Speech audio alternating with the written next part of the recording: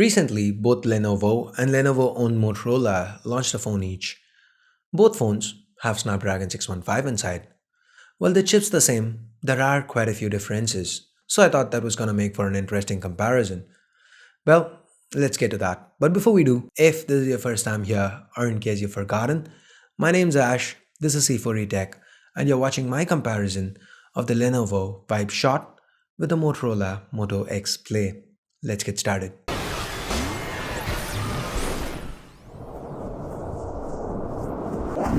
As always, let's begin with the built-in design. And these phones couldn't be any more different. The Moto X Play is built out of plastic with a replaceable back. The Vibe Shot, on the other hand, is built out of metal with Gorilla Glass to the front and back. The Moto X Play sports a larger display and hence is taller, wider, thicker, and even heavier. But that being said, it's also the more ergonomic of the two. The curved back and the Moto dimple help the X Play feel secure in hand.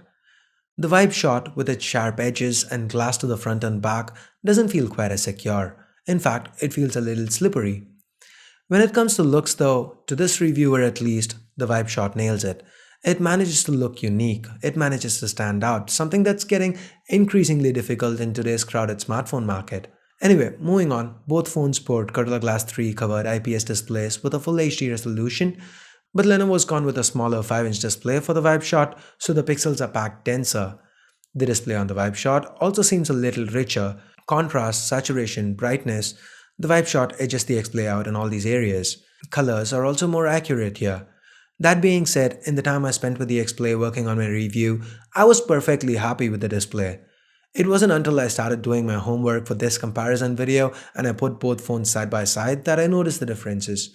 In other words, the X-Play doesn't have a bad display, it's just that the display on the Vibe Shot is great. Anyway, moving on.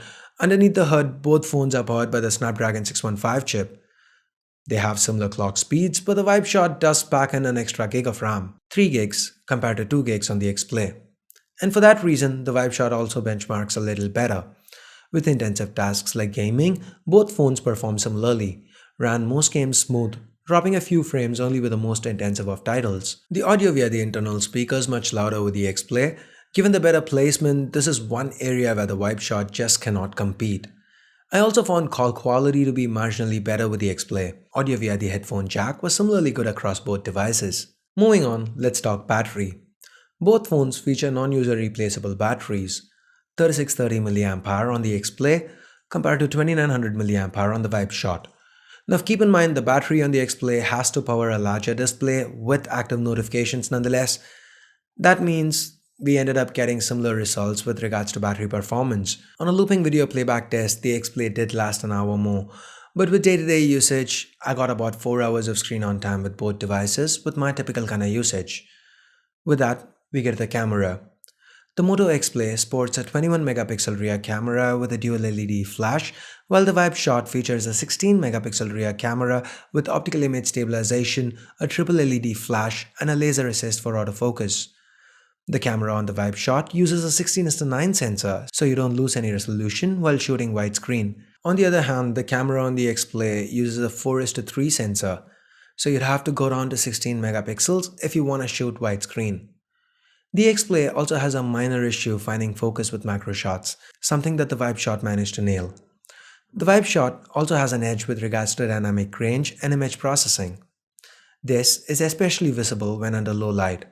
The Vibe Shot just shines here. And guys, keep in mind all these pictures were shot with the auto mode. Switch to the pro mode and the Vibe Shot can do a lot more. And again, the differences are palpable, especially when under low light. With regards to video, the Vibe Shot's optical image stabilization and superior dynamic range again come into play. No pun intended. 1080p footage shot with the Vibe Shot's just much better. The 8 megapixel front shooter on the Vibe Shot uses a wide angle lens and produces much better images than the 5 megapixel front shooter found on the X-Play. Overall, the camera is one aspect where the Vibe Shot has the X-Play beat. With that being said, let's now move on to the software.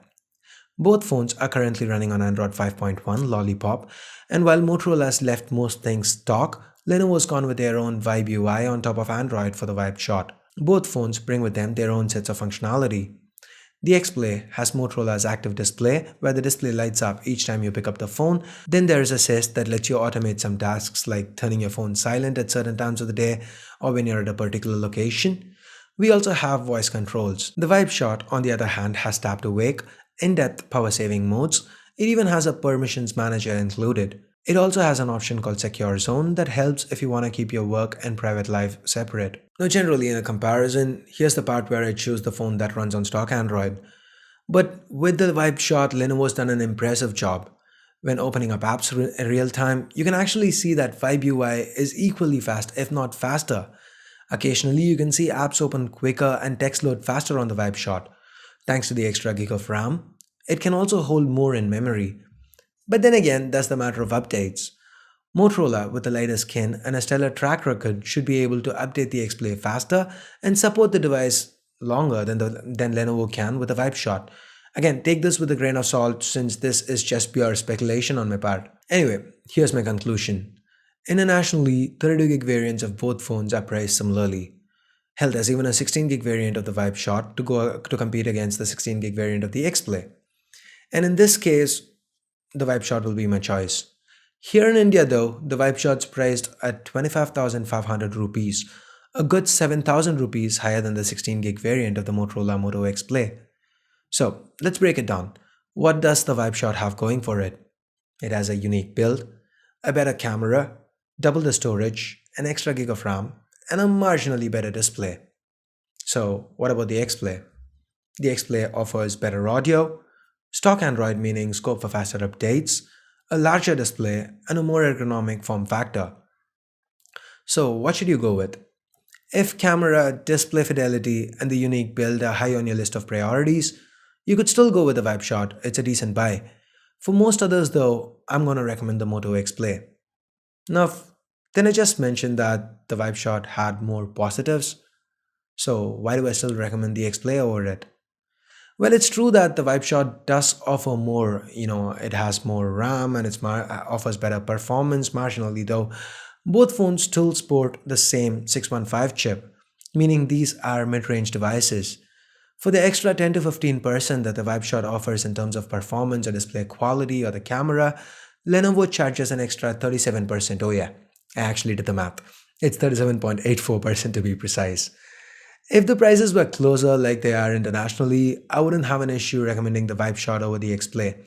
But right now, the way things are, the price difference is just too much for me to recommend it over the X-Play, at least here in India. Do you agree with that? Do you agree with my conclusion here? What do you think? Given the choice between the X-Play and the Vibe Shot, what would you go with and why? If not both, what would be your alternative? Let me know in the comments below. So with that, we get to the end of this video. Hope you liked it, hope you found it useful. If you did, please do give this video a thumbs up. And for more videos like this, hit that subscribe button down below if you haven't already. And if you do want to pick either of these phones up, I'll leave direct links in the description below. Do use those links if you want to help the channel out. So I guess that's it for now. Thanks a lot for watching. Till next time, this is Ash here from C4E Tech signing off. You guys have a great day. Bye bye now.